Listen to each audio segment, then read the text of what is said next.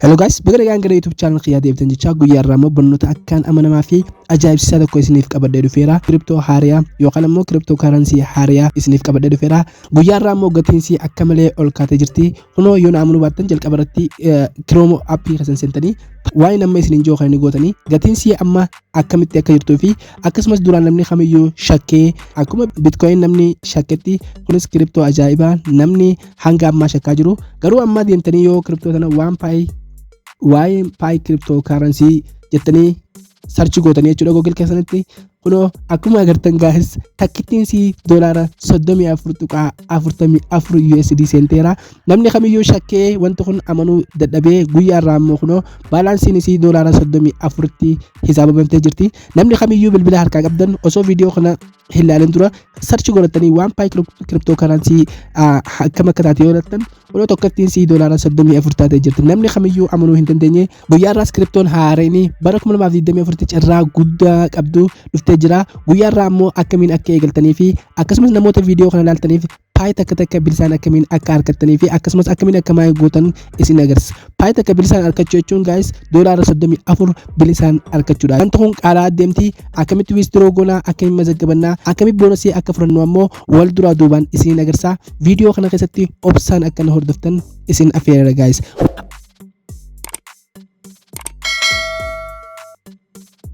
Okay guys, barnoota irratti kallattumaan yeroo dabarru viidiyoo kana keessatti steepiiwwan sadii wal duraa duubaan isiniin agarsiisa.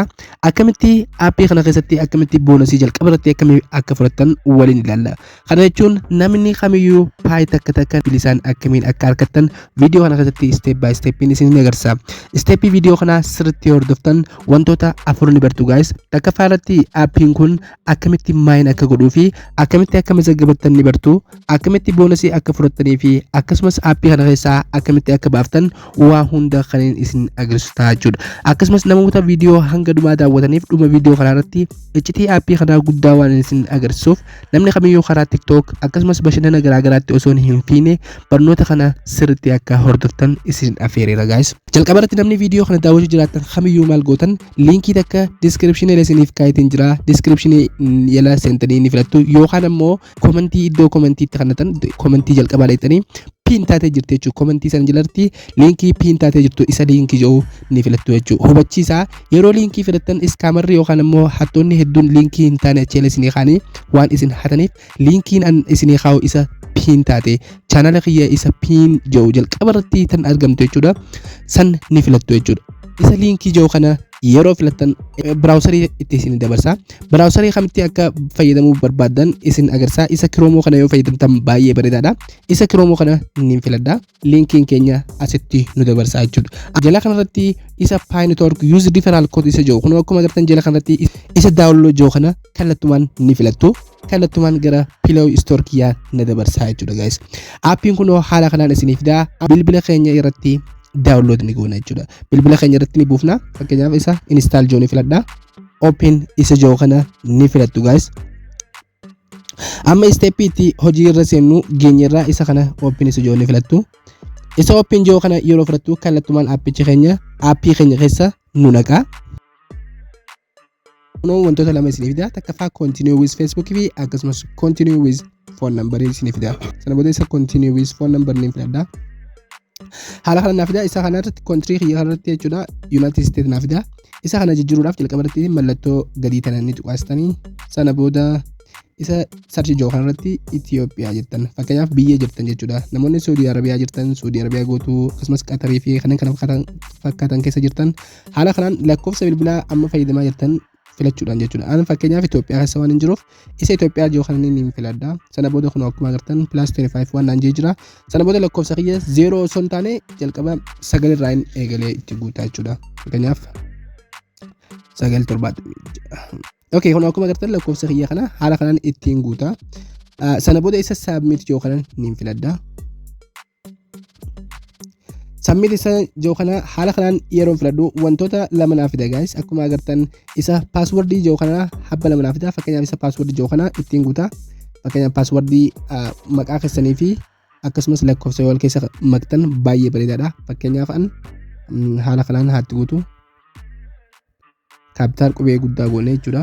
fakkeenyaaf haala kanaan ni guutaa akkasumas isa verify your password joo kana haala kanaan ni guutanii kun akkuma agartan passwordin jalqaba irratti guutan lama irratti guutuu qabdan guys erga passwordii lachuu bifa takkaan itti guutanii sana booda submit joo kana filattu passwordin itti guutan lachuu wal fakkaataa ta'uu qabdi amma haala kanaan isiniif fida guys wanni isin hubachuu qabdan iddoo tana murteessaan sana booda maqaa nama balachuu feetan maqaa keessan ni guutanii fakkeenyaaf jalqabarti haala kanaan ni godha katti aanu ammoo maqaa abbaa keessaniiti maqaa abbaa keessanii itti guutuu fakkeenyaaf annama fi manaa jiroo ta'eef haala kanaan ni godha sana booda akkuma agartan jala kanarratti amma choose your username refer to other kan joo kana ni filattu jechuudha ana haala kanaan ni filadhu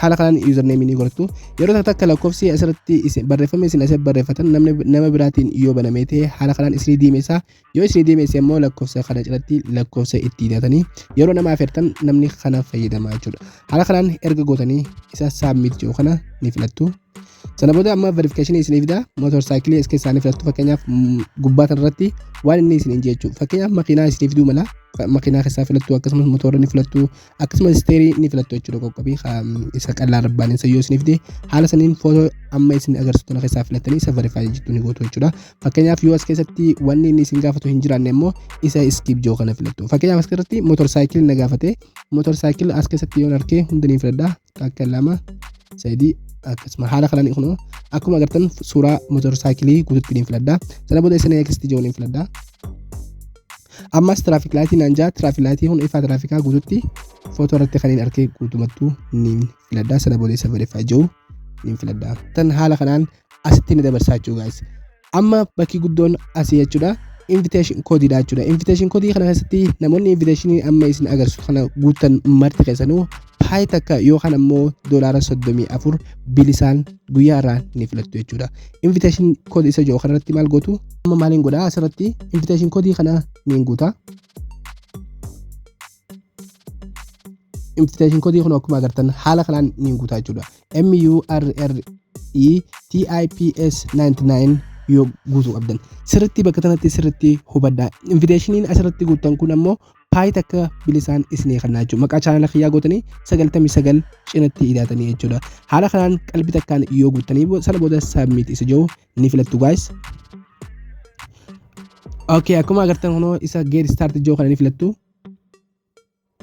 sana booda haala kanaan isa tab mining joo kana ni filattu akkasumas ammas isa start ta'uu joo kana ni filattu jechuudha haala kanaan kun akkuma agartan kallattumaan paay teessan takka isiniif kannee jira jechuudha boom guys akkuma eegaltaniin kun paay takka guutumaan guututti argattanii jirtu akkuma agartan paayinarii takka fudhattanii jirtanii namni koodii san hunda itti guutee fi akkasumas namni viidiyoo kana daawwachuu jiraatan marti paayoo kana immoo $34 guyyaarraa fudhattanii jirtan jechuudha sa'a 24 booda kallattumaan seentanii maayin godhuu hin irraanfatina fakkeenyaaf guyyaarraa sa'a 5tti fakkeenyaaf yoo eegaltan gizee sa'a 5 itti deebitanii isa mallattoo inni beeksisiniif kanna jechuudha mallattoo magariisa tana akkuma agartan isa magariisa tana isinii fiduu ni adii taate jechuudha isa magariisa kana tuuxanii magariisatti jijjiirtu jechuudha haala kanaan simpilii osoo waa takka hin goone kiriptoo teessan maayin godhuu dandeessu guys viidiyoo itti aanu keessatti ammoo akkamiin akka maallaqa keessaa baafnuu fi akkasumas maal akka godhuu qabnu tartiibaan kan isin agarsiisu ta'a